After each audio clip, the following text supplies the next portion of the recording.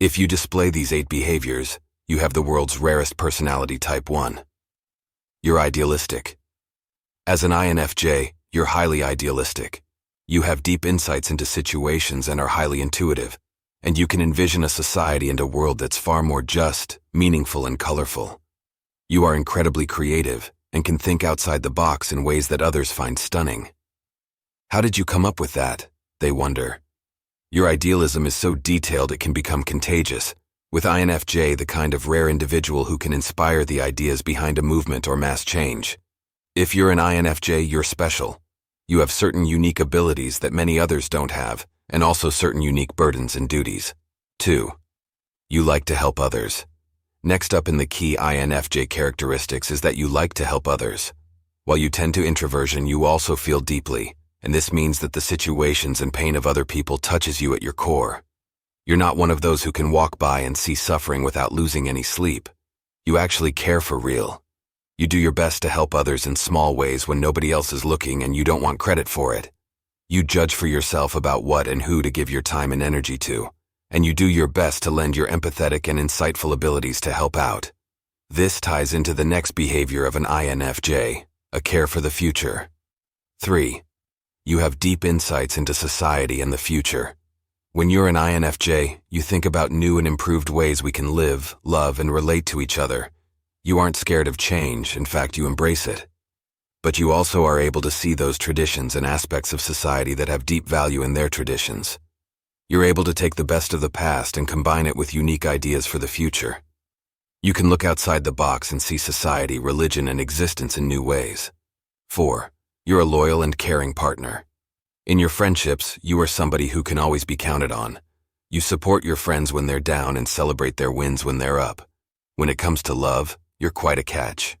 You care about your partner and love them deeply. While you can be moody and hard to understand, you're always there for your partner and you give them plenty of your time and attention.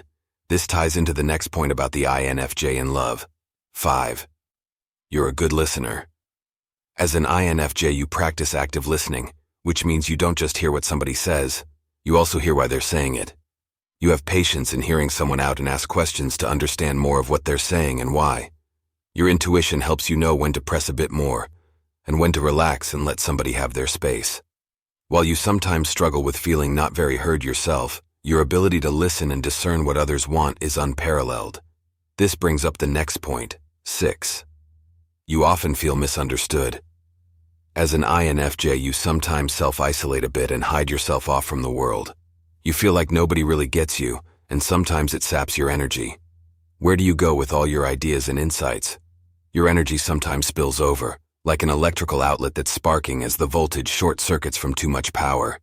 Where do you put all that power? What do you use it for? 7. You can be a bit sentimental. The INFJ is deeply intuitive and insightful.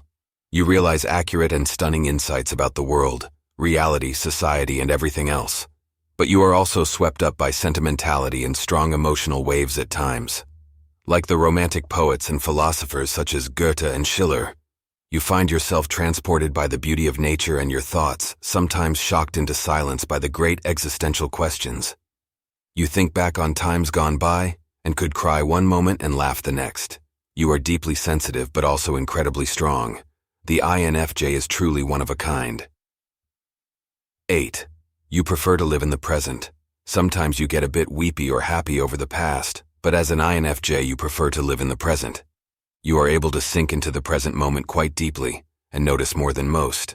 You can feel the breeze on your skin, the mood of the people around you, the visual and auditory details that pass below most people's radar. You're in the present feeling it all, forming conclusions about what it could mean or might mean.